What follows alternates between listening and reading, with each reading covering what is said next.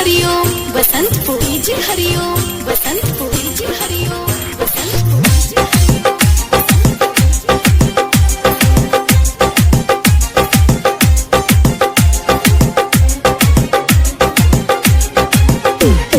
डोली तोरे डोली सुन डोली तोरे डोली जहिया पियावा के घर जाई रे, हई दीवाना वो दिन मर जाई रे।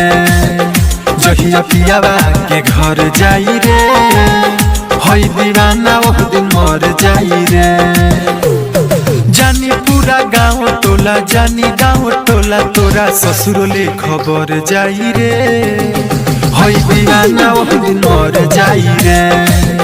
तोरा ससुरोले खबर जाई रे, हई दीवाना वो दिन मर जाई रे।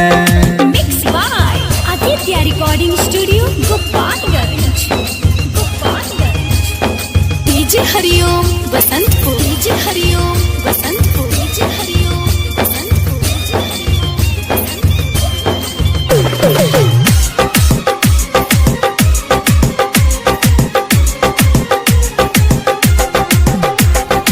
ऐसे सीतम जे ढइबे बद में बड़ी पछतइबे, चल जाइब छोड़ी के दुनिया तब ते हुलरवा बहइबे।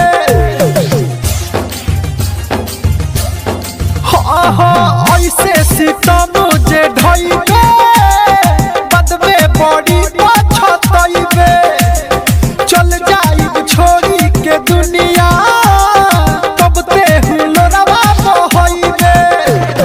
कहतारे भूल जा तू कहतारे भूल जा बाड़े ते तोहर जाई रे, हई दीवाना वो दिन मर जाई रे। डोली तोरे डोली सुन डोली तोरे डोली जहिया पियावा के घर जाई रे, हई दीवाना वो दिन मर जाई रे।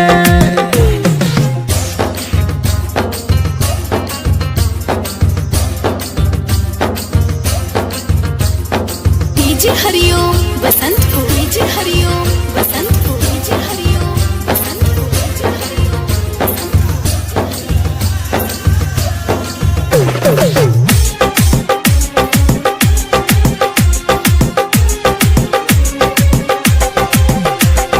दोसर कौनो हथवा धरी देखी के देह हमर जारी, तेही न रहबे जीवन में जी के दीपकवा का करी। सुनले दोसर कौनो हथवा धरी देखी के देह हमर जारी, तेही न रहबे जीवन में जी के दीपकवा का करी।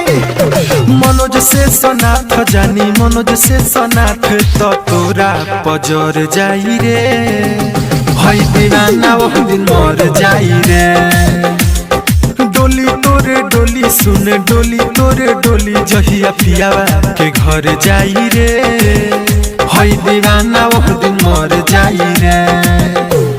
जानी पूरा गाँव टोला जानी गाँव टोला तोरा ससुरोले खबर जाई रे, हई दीवाना वो दिन मर जाई रे। तोरा ससुरोले खबर जाई रे, हई दीवाना वो दिन मर जाई रे।